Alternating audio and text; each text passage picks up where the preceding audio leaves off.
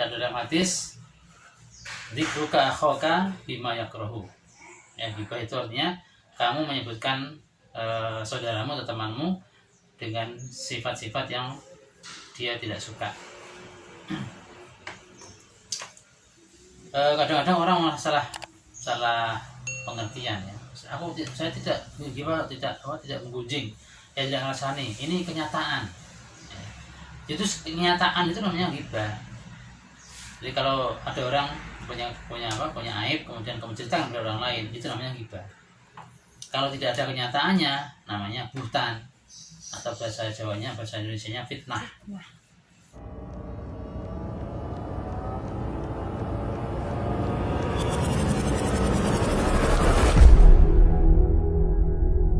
Assalamualaikum warahmatullahi wabarakatuh.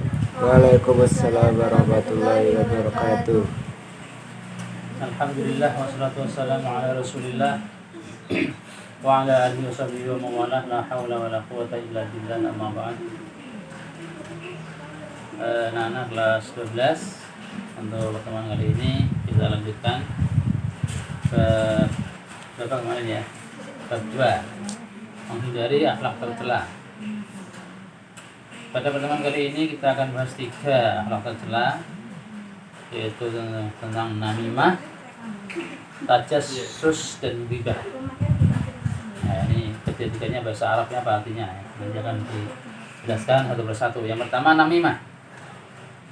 Namimah adalah membeberkan sesuatu yang tidak suka untuk dibeberkan. Namimah, adu domba. Baik yang tidak suka adalah pihak yang dibicarakan atau pihak yang menerima berita maupun pihak lainnya. Baik yang disebarkan itu berupa perkataan ataupun perbuatan, baik berupa aib ataupun bukan.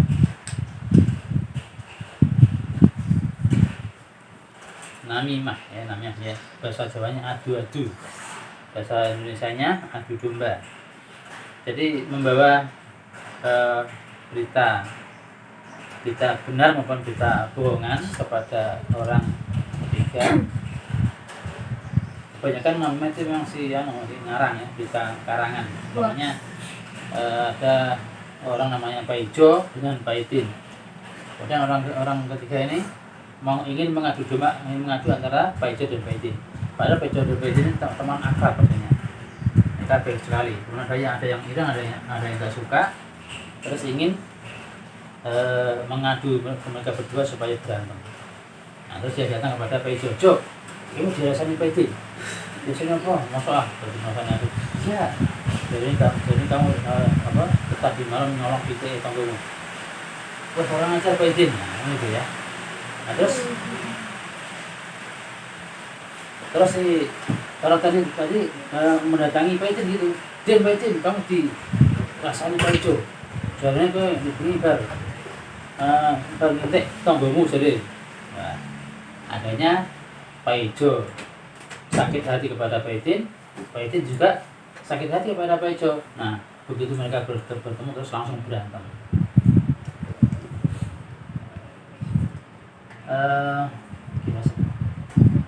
Dulu pernah terjadi di zaman dulu ya, di zaman Asuraina.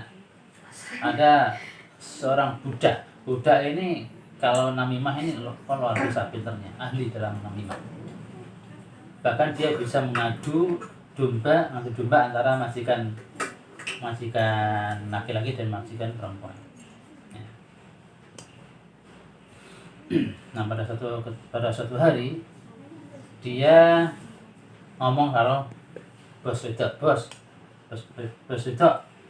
ini bos lama kayak kata ada sesuatu ini.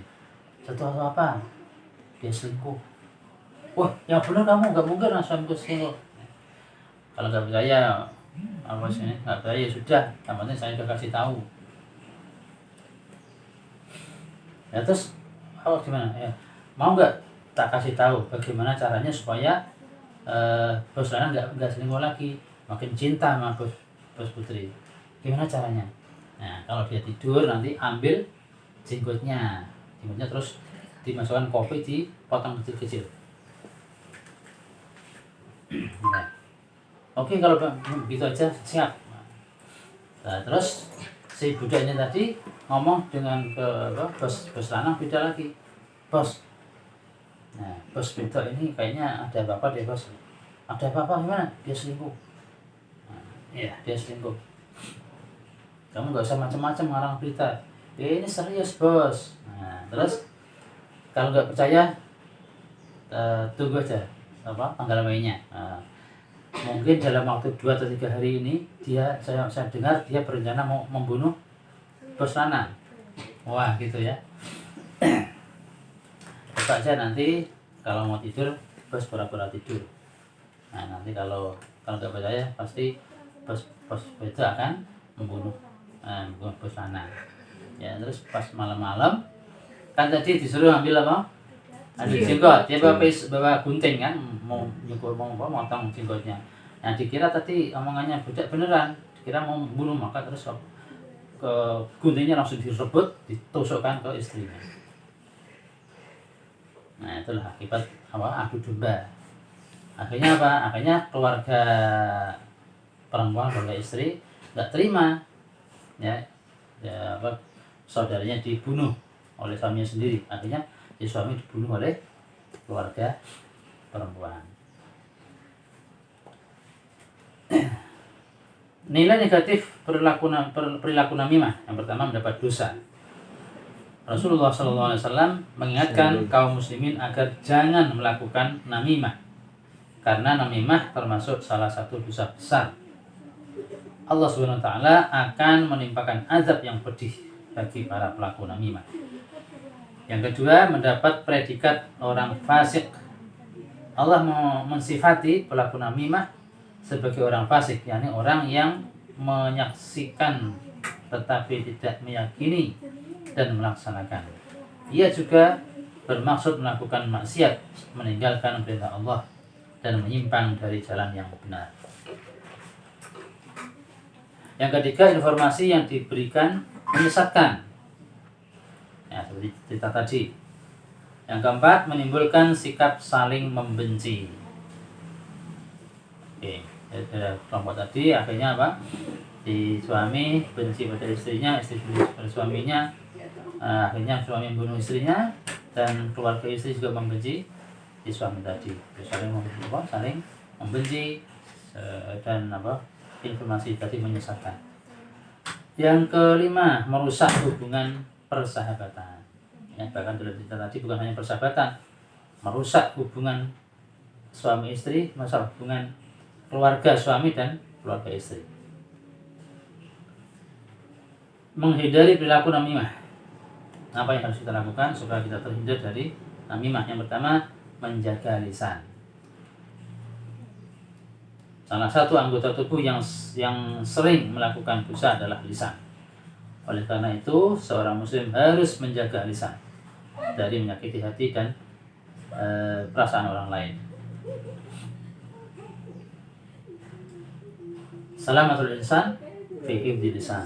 Ya, selamatnya manusia itu tergantung bagaimana dia bisa menjaga lisannya. Yang kedua, berusaha selalu dekat dengan Allah Subhanahu wa taala atau muraqabah, muqarrabah.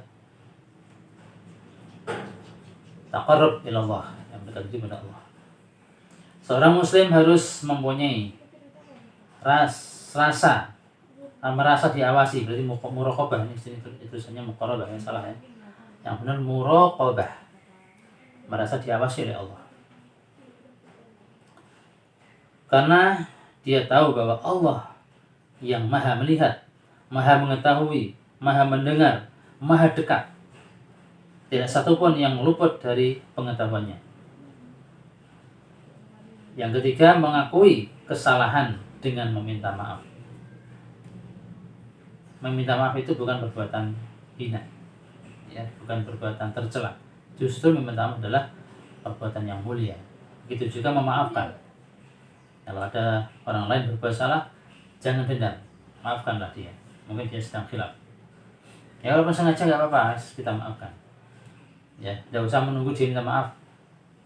Orang yang baik hati, orang yang bertakwa, ya di antara ciri orang bertakwa itu memaafkan orang lain yang berbuat salah pada kita. Yang keempat, introspeksi diri atau muhasabah. Introspeksi diri dimulai dengan sikap rendah hati dan membuang jauh-jauh sifat egois. Selain itu juga harus menyadari bahwa kita tidak luput dari kekeliruan dan kesalahan.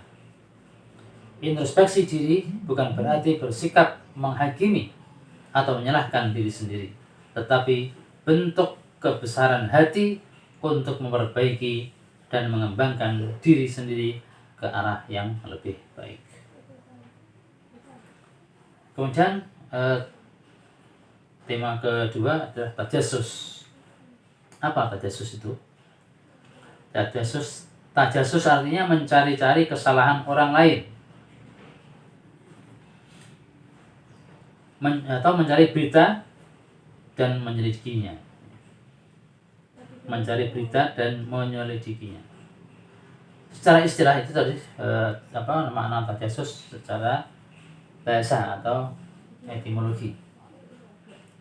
Secara istilah, tajassus berarti mencari-cari kesalahan orang lain dengan cara menyelidiki dan mematainya.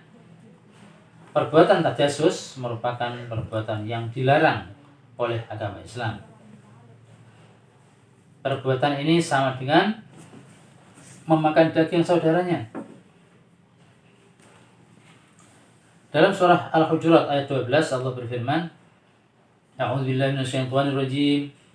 Ya ayyuhalladzina amanu ijtanibu katsiran minadh-dhann inna ba'dadh-dhanni itsmun wa la tajassasu wa la yaghtab ba'dukum ba'dha. Hai orang-orang yang beriman, jauhilah kebanyakan purba sangka atau kecurigaan, karena sebagian dari purba sangka adalah dosa. Dan janganlah mencari-cari keburukan orang, dan janganlah menggunjingkan satu sama lain. Ayuhibbu ahadukum ayyakula lahma akhihi maitan fakarihtumuh. Adakah seorang di antara kamu yang suka memakan daging saudaranya yang sudah mati? Maka tentulah kamu merasa jijik kepadanya. Nah, ini di sini wala tajassasu wala yaghtab ba'dukum ba'dha. Jangan tajassus dan jangan menggibah. Kemudian kalimat berikutnya ayuhibbu ahadukum ayyakula lahma akhihi maitan fakarihtumuh. Orang yang melakukan tajassus atau menggibah, ya, menggibah itu ngerasani, membicarakan aib orang lain. Nah, itu di sini dianggap oleh Allah seperti makan daging orang yang dirasaninya, orang yang diomongkan aibnya dalam keadaan meninggal. Sudah meninggal terus makan dagingnya. Perbuatan tajassus akan mengundang retaknya hubungan manusia, karena dengan kesalahan-kesalahan yang dicari, aib seseorang akan terbongkar. Hal itu sama dengan mengingkari perintah Allah untuk saling bersaudara dan saling menyimpan rahasia. Rasulullah SAW bersabda, "Iyyakum wadh-dhanna, fa inna dhanna akdzabul hadis." Berhati-hatilah, hindarilah oleh kalian tindakan berprasangka buruk, karena prasangka buruk adalah sedusta-dusta ucapan. Jadi prasangka buruk adalah perkataan yang paling dusta. Wala tajassasu wala tahasadu. Janganlah kalian saling mencari berita kejelekan. Ini sampai diulang 2 kali, ya. Larangan untuk tajassus diulang sampai 2 kali. Sementara larangan yang lain cuma 1 kali. Wala tahasadu, jangan saling menghasut. Wala tadabaru, jangan saling membelakangi. Wala tabaghadu, jangan saling membenci. Wa kunu ibadallahi ikhwanan, dan jadilah kalian hamba-hamba Allah yang bersaudara. Hadis riwayat Imam Bukhari dan Muslim. mencari-cari kesalahan orang lain dalam Islam. Perbuatan tajasus merupakan perbuatan yang buruk dan dilaknat oleh Allah. Oleh karenanya, kita harus menjauhi perbuatan tersebut. Selain itu, perbuatan mencari-cari kesalahan orang lain atau tajasus akan menimbulkan berbagai dampak negatif untuk pelaku dan korbannya. Yaitu antara lain, pertama, pelakunya dilaknat oleh Allah. Seperti ayat tadi, surah Al-Hujurat ayat 12. Yang kedua, hubungan harmonis akan menjadi hancur. Perbuatan tajasus akan menguak aib dan rahasia orang lain yang dijaganya. Rahasia sudah dijaga rapat-rapat, malah dibongkar oleh orang lain, sehingga akan mempermalukan orang yang aibnya dibongkar itu. Hal itu akan merusak telinga-telinga orang yang mendengarnya dan merusak mulut dan telinga pelakunya. Pelakunya telah zalim pada penggunaan telinga dan mulut sehingga dipergunakan untuk perbuatan yang diibaratkan memakan bangkai saudaranya ini. Perbuatan mencari-cari kesalahan orang lain juga akan meretakkan hubungan manusia. Perbuatan itu akan menimbulkan perpecahan, perselisihan, dan permusuhan antar individu atau bahkan antar kelompok. Yang ketiga, telinganya akan dituangkan cairan tembaga di hari kiamat nanti. Seorang yang hendak mencari kesalahan orang lain akan menggunakan indranya untuk mencapai hasratnya. Ia akan menggunakan mata untuk mengintip celah-celah kesalahan orang lain. Ia menggunakan telinga untuk mendengarkan secara sembunyi-sembunyi perkataan orang lain. Dan ia akan melangkahkan kaki kepada perbuatan yang hina tersebut. Rasulullah bersabda, "Man istama'a ila hadisi qaumin wa hum lahu karihun, aw yafirruna minhu, subba fi udhunihil anuku yaumal qiyamah." Karena siapa yang menguping omongan orang lain sedangkan mereka tidak suka kalau didengarkan selain mereka, maka pada telinganya akan dituangkan cairan tembaga pada hari kiamat kelak. Na'udzubillah min dzalik. Untuk menghindari perbuatan mencari kesalahan atau tajasus tadi, kita dapat melakukan beberapa upaya, antara lain: 1. Belajar berprasangka baik atau husnudzon. Untuk belajar berprasangka baik, Rasulullah SAW memberikan tuntunan sebagaimana dalam sebuah hadis dari Bunda Aisyah radhiyallahu anha, ada satu kaum yang berkata, "Wah, ya Rasulullah, ada satu kaum membawa daging kepada kami, dan kami tidak tahu apakah daging tersebut saat disembelih dibacakan bismillah ataukah tidak." Rasulullah SAW lantas menjawab, "Ucapkanlah bismillah, lalu makanlah." Nah, dalam hadis ini berarti Rasulullah mengajarkan kepada mereka untuk berhusnudzon, ya, bahwa mereka menyembelih binatang yang dagingnya diberikan itu dengan mengucapkan bismillah. Kemudian yang kedua, lebih mementingkan introspeksi diri daripada mengurusi urusan orang lain. Rasulullah bersabda, "Yubsir ahadukumul qadata fi a'yuni akhihi wa yansal jadala awil jada'a fi 'aini nafsihi." Salah seorang dari kalian dapat melihat kotoran kecil di mata saudaranya, tetapi dia lupa akan kayu besar yang ada di matanya. Nah, kalau dalam peribahasa Indonesia, apa? Gajah di pelupuk mata tidak kelihatan, semut di seberang lautan kelihatan. Nah, semut yang kecil di seberang lautan nggak kelihatan, padahal gajah yang di depannya nggak kelihatan. Ya, artinya apa? Artinya itu orang orang itu suka mencari-cari aib atau kekurangan orang lain, sementara aibnya dia sendiri, kekurangannya dia sendiri tidak disadari.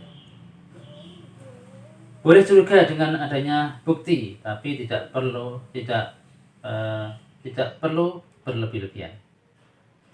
Untuk membedakan antara mencari-cari kesalahan orang lain dengan sikap curiga, cermati hadis berikut yang artinya dari Zaid bin Wahab, ia berkata, Ibnu Mas'ud radhiyallahu anhu telah didatangi oleh seseorang, lalu dikatakan kepadanya, orang ini jenggotnya bertetesan khamr.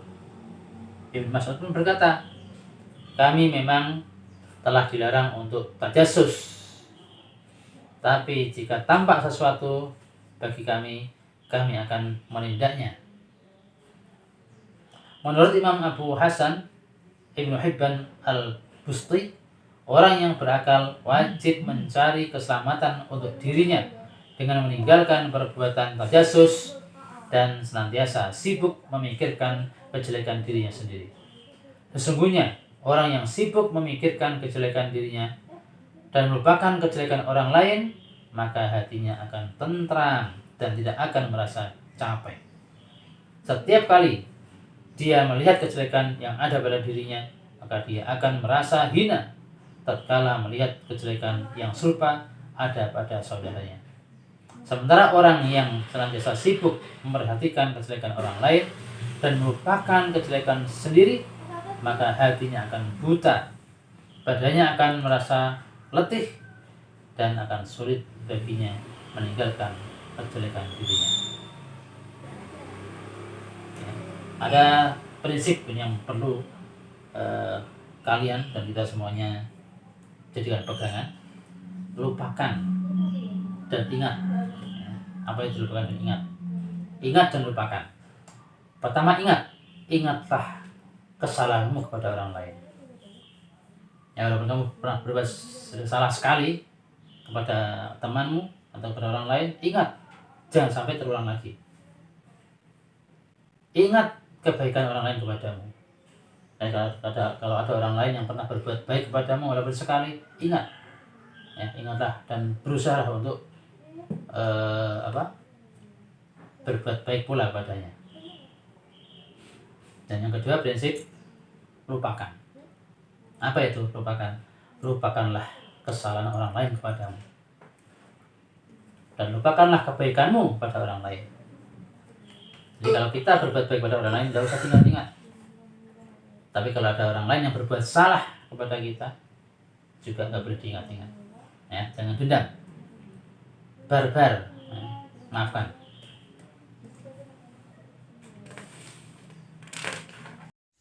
Ya, tema yang ketiga yaitu ghibah. Ghibah adalah menyebutkan sesuatu keburukan yang terdapat pada diri seseorang, sedang ia tidak suka jika hal itu disebutkan karena dapat merusak citranya. Dan dalam hadis, dzikruka akhaka bima yakrahu. Ya, ghibah itu artinya kamu menyebutkan saudaramu atau temanmu dengan sifat-sifat yang dia tidak suka. Kadang-kadang orang malah salah pengertian, ya. Saya tidak menggunjing, tidak ngerasani. Ini kenyataan. Ya. Itu kenyataan itu namanya ghibah. Jadi kalau ada orang punya aib, kemudian kamu ceritakan kepada orang lain, itu namanya ghibah. Kalau tidak ada kenyataannya, namanya buhtan, atau bahasa Indonesianya fitnah. Nilai negatif perilaku ghibah. Pertama, mendapatkan dosa. Ghibah merupakan perbuatan yang dilarang oleh Allah, sehingga jika seorang melakukan ghibah, apalagi dengan tujuan menjatuhkan nama baik seseorang, maka ia akan mendapatkan dosa. Ia pun akan menanggung perbuatannya kelak ketika di akhirat. Yang kedua, merendahkan derajat manusia. Ghibah adalah menceritakan keburukan-keburukan orang lain, sehingga orang yang diceritakan akan direndahkan oleh orang lain.